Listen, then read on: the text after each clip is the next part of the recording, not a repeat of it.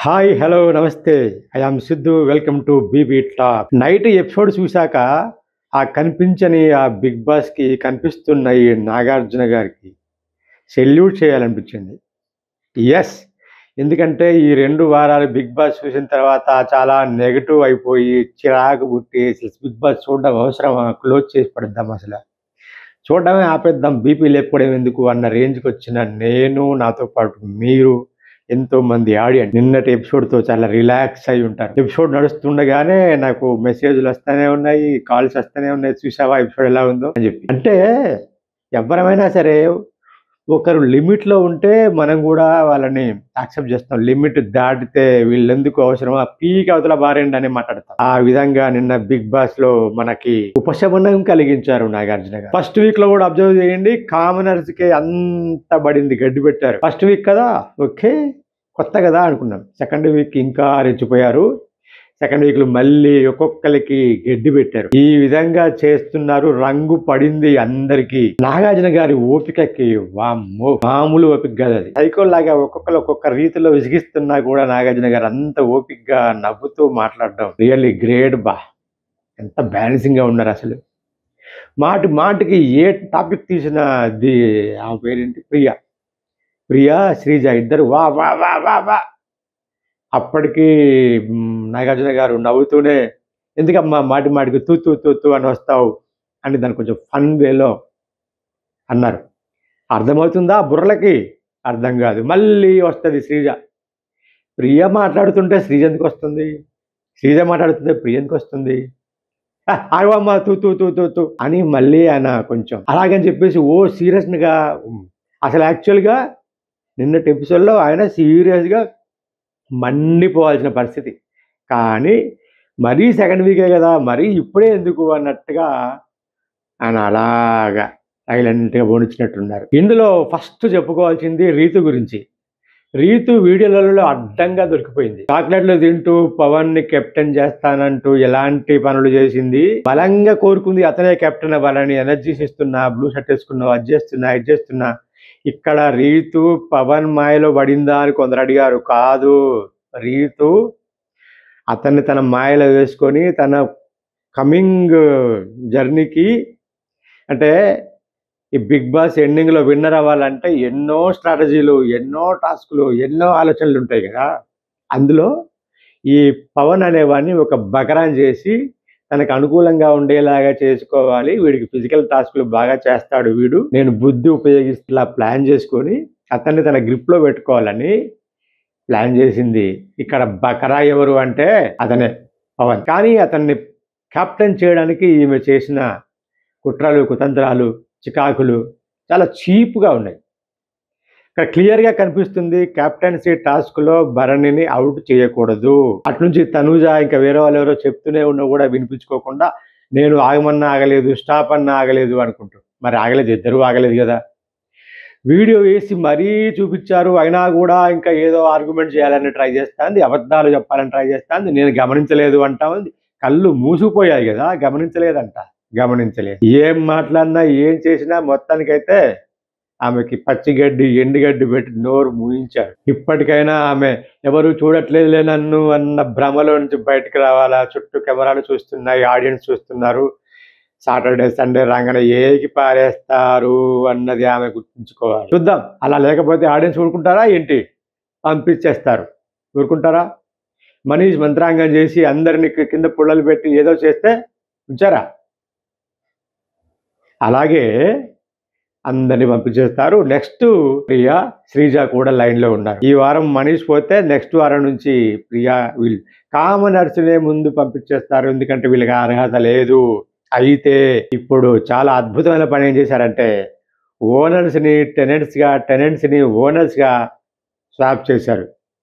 ఇప్పుడు టెనెంట్స్ కూడా ఇప్పటిదాకా సెలబ్రిటీస్ టెనెంట్స్గా ఉన్నారు కదా, వాళ్ళు ఇప్పుడు ఎలా బిహేవ్ చేస్తారు? కక్ష తీర్చుకుంటారా, లేకపోతే వాళ్ళు చేసినట్టు మేము చెయ్యము అని చెప్పేసి ఉంటారా అన్న దాని మీద వాళ్ళ ఓటింగ్ డిపెండ్ అయి ఉంటుంది. ఎందుకంటే దీంట్లోకి వస్తేనే కదా తెలిసేది వాళ్ళు కూడా ఏంటి అనేది. మళ్ళీ కామనర్స్ లాగానే కామన్ సెన్స్ లేకుండా వీళ్ళు కూడా బిహేవ్ చేశారనుకోండి, మనకు అర్థమైపోయింది వీళ్ళు కూడా ఇంతేనా అని. ఆల్రెడీ కామనర్స్కి కామన్ సెన్స్ లేదని, సెలబ్రిటీస్కి బుర్ర లేదని చెప్పి మనం చాలాసార్లు అనుకున్నాం. ఇక్కడ మనం వాళ్ళ మీద ఏదో వ్యక్తిగతంగా కోపంతోటో ఇంకోటో కాదు కదా. అక్కడ మన కెమెరాలలో చూస్తున్నాం, అన్నీ చూస్తున్నాం, అన్ని యాంగిల్స్ చూస్తున్నాం. ఎందుకిలా? ఓన్ బుర్ర లేదా? ఓన్‌గా ఆలోచించరా? పోయి మళ్ళీ కామనర్స్‌తో మాట్లాడతారు. వాడు చెప్పిన దానికి ఇన్ఫెక్ట్ అవుతారు. వాడు చెప్పిందే వీళ్ళు చేస్తారేంటి అని కదా కోపం వచ్చేది. ఎవరికైనా సొంత ఆలోచన ఉండాలి కదా. కామనర్స్ నుంచి ప్రియా ఎంత అన్‌ఫెయిర్‌గా ఆడాలో అంత అన్‌ఫెయిర్‌గా ఆడుతూనే ఉంది. టాస్కుల్లో గనుక ప్రియాని సంచాలకుగా పెడితే ఖచ్చితంగా ఆమె అన్‌ఫెయిరే ఆడుద్ది. ఏముంది అన్‌ఫెయిర్ ఆడాలా, అక్కడ గేమ్‌ని తమ వైపు తిప్పుకోవాలా. నాగార్జున గారు అన్నప్పుడు అవును సార్ మిస్టేక్ నాదే అని ఒప్పేసుకుంటే అయిపోద్ది కదా. అలాంటి స్ట్రాటజీలో వెళ్తున్నట్టుంది. నిన్న అన్నిటికి కూడా అవును సార్ నాదే మిస్టేకు. ఏమి చేయాల్సినవి చేసేసి నాదే మిస్టేక్ అంటే సరిపోతుందా? సుమన్ శెట్టి గట్టిగా ఇచ్చి పడేశాడు. ఏంటమ్మా నేను హౌస్‌లోకి పోకుండా అయ్యాను కదా. ఇప్పుడు సారీ చెప్తే ఎలా టేకప్ చేసేది? నేను హౌస్‌లోకి వెళ్తే నిన్ను సారీ టేక్ చేస్తా అని చెప్పి అన్నాడు. మంచి ఆయన మాట్లాడేది తక్కువే గానీ ఆ మాట్లాడిన ఒక్క మాటకి ఏస్తాడు. మొహం బద్దలైపోవాలి. అలా వేస్తాడు. ఎప్పుడు మాట్లాడేవాడి మాటలకు విలువ ఉండదు. ఎప్పుడు మాట్లాడకుండా టక్కున వదిలే మాటకి ఎక్కువ విలువ ఉంటది కదా. అది సుమన్ శెట్టి విషయంలో జరుగుతుంది. కెప్టెన్సీ టాస్క్‌లో తొండి చేసినప్పుడు, రీతు తొండి చేసినప్పుడు మరి భరణి గారు ఎందుకు మాట్లాడలేదు? హా! అంటాడాయన. అంటే ఆయన మాట్లాడొద్దు, ఆర్గ్యుమెంట్ చేయొద్దు, నాకు అవసరం లేదు తొక్కలోది అన్నట్టుగా బిహేవ్ చేస్తున్నాడు. కానీ అది రైట్ కానే కాదు. ఫైటర్, స్పోర్ట్స్ మ్యాన్ తన ఒరిజినాలిటీని పక్కన పెట్టి ఎందుకులే వీళ్ళు పిల్లలు వీళ్ళ ముందు నాదేంది, నా ముందు వీళ్ళెంత, వీళ్ళతో నేను ఆర్గ్యూ చెయ్యాలా, వాళ్ళు ఏది పడితే అది మాట్లాడేస్తారు, నేను మాట్లాడలేను అట్టడి మాటలు, నేను కిందికి దిగి మాట్లాడాలి కదా అనుకున్నారేమో. కానీ నాగార్జున గారు ఆల్రెడీ హెచ్చరిక చేశారు. మీరు ఫైటర్, మీరు మాట్లాడాల్సిందే, ఒరిజినాలిటీ బయటకు తీసుకురండి, ఆ మంచితనం వద్దు అని. కరెక్ట్. భరణి గారు ఇక నుంచి ఫైటింగ్ మోడ్లోకి వస్తారు, డౌటే లేదు. మళ్ళీ అతనికి బలం వచ్చేసింది. ఓనర్స్ అందరూ అంటే ఇప్పుడు టెనెంట్స్ అందరూ ఓనర్స్గా మారారు కదా. ఇప్పుడు తన టీం అంతా ఒకే దగ్గర ఉన్నారు. ఆయనకి టెనెంట్స్గా ఉన్న సెలబ్రిటీస్లో నుంచి నేను బయటికి అందులోకి వెళ్ళిపోయాను కదా అని ఒక మానసికంగా కుంగిపోయినట్టున్నాడు. ఇప్పుడు మళ్ళీ అందరూ ఒకే ఇంట్లో ఒక టీం అయిపోయారు కాబట్టి ఆట తీస్తాడు ఒక్కొక్కరిని. గేమ్స్ టాస్కులు పెడితే అటు ఇమాన్యుయల్ కానీ ఇటు భరణి కానీ ఒక్కొక్కరి తాట తీసి మొత్తం టాస్కులన్నీ ఆయన గెలిచి చూపిస్తాడు. ఆర్గ్యుమెంట్లో ఆయనతో పెట్టుకోలేరు వీళ్ళు కామనర్స్, టాస్కుల్లో పెట్టుకోలేరు. ఎందుకు పనికిరారా ముందు ఆయన ఆగుతున్నాడు కదా నేను రెచ్చిపోతున్నారు. ఇతను అంటాడు ఎవరు అతను పవన్, కన్నింగ్ ఫెలో. అతను అనుకుంటాడు నేను ఫిజికల్గా చాలా నేను ఏమైనా చేయగలను, ఫిజికల్ టాస్క్లు వచ్చినా కూడా నేనే గెలుస్తా అనుకుంటున్నాడు. కానీ భరణి ముందు కాదు. తనూజ పేరు చెప్పంగానే ఆమె ఎమోషనల్ అయిపోయింది. ఎందుకమ్మా అంత ఎమోషనల్ అవుతావు? పాపం తనూజ స్ట్రెస్ అయిపోతుంది, బాగా స్ట్రెస్ అయిపోయి చిరాకైపోయి తన క్లోజ్ ఫ్రెండ్ అనుకున్న రీతు పిచ్చి పిచ్చి చేస్తుంది. నాన్న అనుకున్న భరణి పోయి అందులో ఉన్నాడు. తనతో పాటు అక్క అక్క అని తిరుగుతున్న రాము సైలెంట్గా మోసం చేస్తున్నాడు. ఏందిరా ఇదంతా అని చిరాకు వచ్చేసి ఆమెకు అసలు మెంటలెక్కిపోతుంది. సో అందుకే ఆమె అట్లా ఉంది. నాగార్జున గారు ఆమెకి కూల్ అమ్మా కూలు అని చెప్పారు. నెక్స్ట్ సంజన, అసలు చెల్లియా టాప్ 5లో ఉంటే అప్పుడు ఫైట్ చేస్తా, అప్పుడు దాకా నేను ఎంజాయ్ చేస్తా, రియలీ గ్రేట్. గా ఏ మాత్రం టెన్షన్ లేదు, వెళ్ళిపోతానన్న భయం లేదు. ఇలా చేతులు వెనక్కి పెట్టుకొని ఇలా ఇలా ఇలా ఇలా అరే యార్ ఏందిరా అంత లైట్ తీసుకో. రియలీ అసలు గ్రేట్ పర్సనాలిటీ అబ్బా. మళ్ళీ ఫ్లోరాన్ కూడా కలిపేసుకుంది. ఎంత చూడముచ్చటగా ఉందో వాళ్ళిద్దరు అలా మాట్లాడుకుంటారు. రియలీ అసలు భరణి గారు, తనూజ అండ్ సంజన గారు వీళ్ళు టాప్ 5లో ఖచ్చితంగా ఉంటారు. ఇమాన్యుయల్ కూడా ఆటోమేటిక్గా టాప్ 6 వరకు వెళ్తాడేమో, టాప్ 5లో గాను ఉంటాడేమో. వీళ్ళు అంత వర్త్. కామనర్స్లో ఎవరు లేరు, అందరు పోవాల్సిన వాళ్ళే.